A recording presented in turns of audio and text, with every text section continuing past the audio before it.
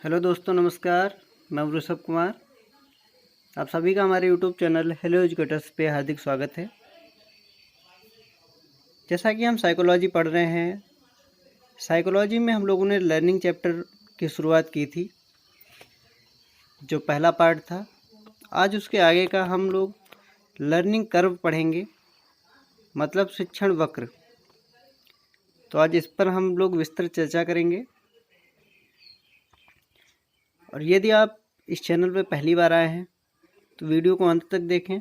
अगर वीडियो अच्छा लगता है तो लाइक करें और चैनल को सब्सक्राइब कर लें। साथ ही बेल आइकॉन भी प्रेस कर लीजिए ताकि आपको नोटिफिकेशन मिल जाए। अब शिक्षण वक्र क्या होता है? शिक्षण वक्र ये है कि कोई व्यक्ति यदि अगर सीखता है, कोई बच्चा सीख रहा है, तो उसके सीखने में कुछ वृद्धि हो रही है या कमी हो रही है, ये देखने के लिए एक वक्र रेखा होती है, एक रेखा होती है, जिसको ही शिक्षण वक्र बोलते हैं।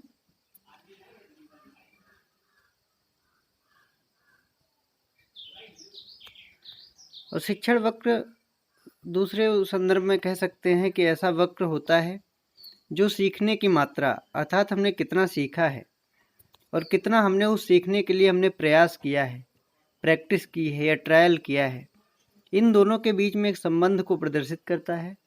उन दोनों संबंधों को हम लोग आज समझेंगे और मनोवैज्ञानिकों के अनुसार, साइकोलॉजिस्टों के अनुसार कितने शिक्षण वक्र होते हैं, इस पर हम लोग बहुत अच्छे से चर्चा करेंगे।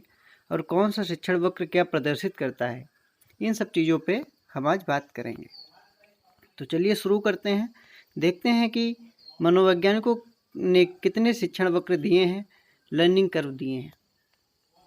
ठीक है, पहला जो लर्निंग कर्व है, ये कर्व ऑफ इक्वल रिटर्न्स, मतलब समान निष्पादन वक्र।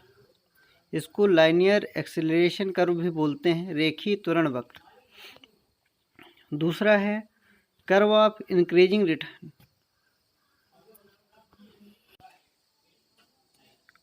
कर्व ऑफ इंक्रीजिंग रिटर्न्स, मतलब वर्धमान निष्पादन वक्र। इसको पॉजिटिव एक्सेलरेशन कर्व भी बोलते हैं, धनात्मक त्वरण वक्र। थर्ड नंबर आता है हमारा कर्व ऑफ डिक्रीजिंग रिटर्न्स, अर्थात निगेटिव एक्सेलरेशन कर्व, ऋणात्मक त्वरण वक्र। और चौथा है हमारा एस शेप कर्व। ठीक है, तो ये चार प्रकार के जो शिक्षण वक्र हैं, लर्निंग कर्व हैं, ये साइकोलॉजिस्टों ने दिए हैं।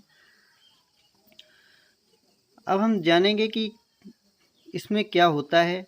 पहले नंबर से हम शुरू करते हैं, कर्व ऑफ इक्वल रिटर्न्स से। रेखीय त्वरण वक्र, जैसा कि हम लोग यहाँ से इसके नाम से ही समझ में आ रहा है, कर्व ऑफ इक्वल रिटर्न्स या फिर रेखीय त्वरण वक्र की एक रेखा के समान होता है। ठीक है, इसमें क्या रहता है कि कोई व्यक्ति या कोई बच्चा जितना प्रयास करता है, जितना अभ्यास करता है, उतना ही ज़्यादा वो सीखता है। ठीक है, एग्जाम्पल ले लेते हैं हम लोग। जैसे मान लीजिए ये प्रयास है, ये अभ्यास है, इसकी दर है यहाँ पे 1 घंटा है और यहाँ पे 1 चैप्टर है। ठीक है, ये एक एग्जाम्पल है, इसको हम देख सकते हैं कि यदि कोई बच्चा 1 घंटा पढ़ता है, ठीक है, 1 घंटा प्रैक्टिस करता है, तो उसको 1 चैप्टर याद होता है। दूसरा घंटा पढ़ता है तो उसको दूसरा चैप्टर याद हो जाता है। तीसरा घंटे पढ़ता है तो उसको तीसरा चैप्टर याद हो जाता है। अर्थात जिसकी दर होती है सीखने की और प्रयास की, ठीक है, वो समान होती हैं, इसलिए इसको समान निष्पादन वक्र भी बोलते हैं या रेखीय त्वरण वक्र। हम रेखीय त्वरण वक्र इसलिए बोलते हैं कि ये एक सीधी रेखा में प्रदर्शित होता है। हम जितना प्रयास करेंगे उतना ही ज़्यादा सीखेंगे, इस चीज़ को ये प्रदर्शित करता है। ठीक है, तो इस ग्राफ से या वक्र से या स्पष्ट रूप से पता चलता है कि प्रत्येक प्रयास, सीखने की मात्रा समान रहती है। जितना हम प्रयास करेंगे उतने ज़्यादा अधिगम होगा या उतना ज़्यादा हम सीखेंगे। एक साइकोलॉजिस्ट थे, लैकमैन।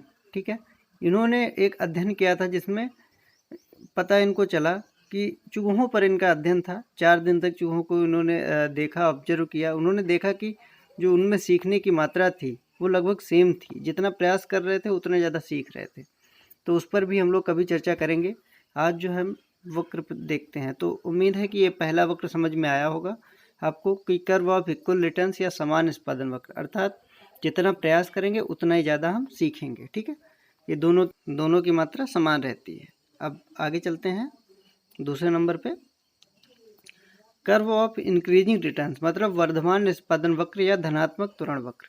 अब इसमें क्या होता है कि प्रयास के साथ साथ जितना हम प्रयास करेंगे उतना वक्र जो है या उतनी लर्निंग ज़्यादा होगी। ठीक है, जैसे यहाँ पर हम आराम से आसानी से देख सकते हैं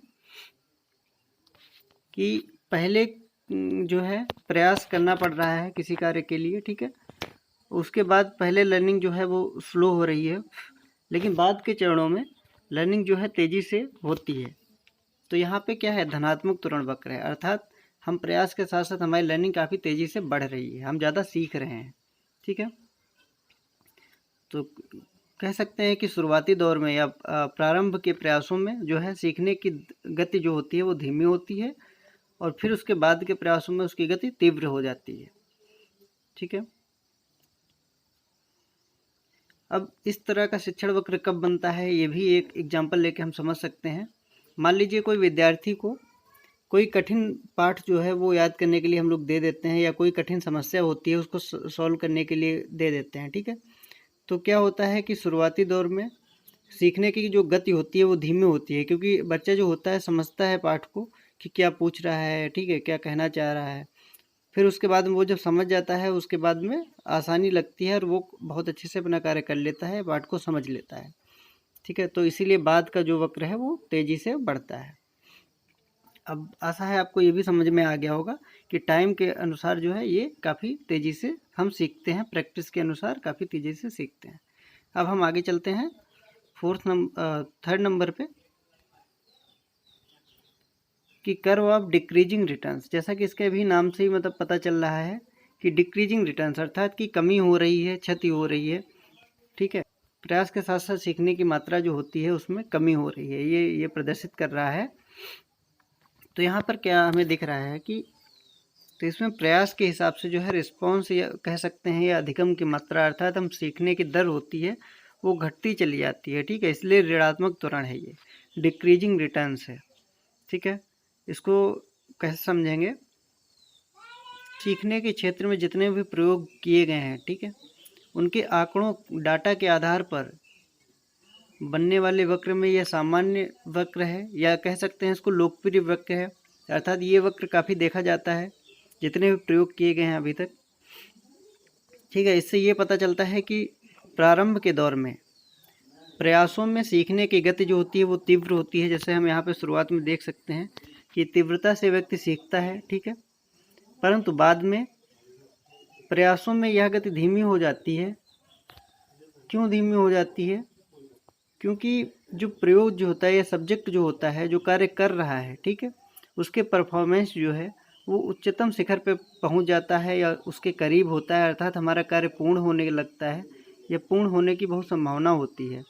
ठीक है, तो उसके बाद भी अगर एक सीमा के बाद अगर कोई कार्य किया जाता है तो वो भी एक उबाऊ सा हो जाता है कंडीशन।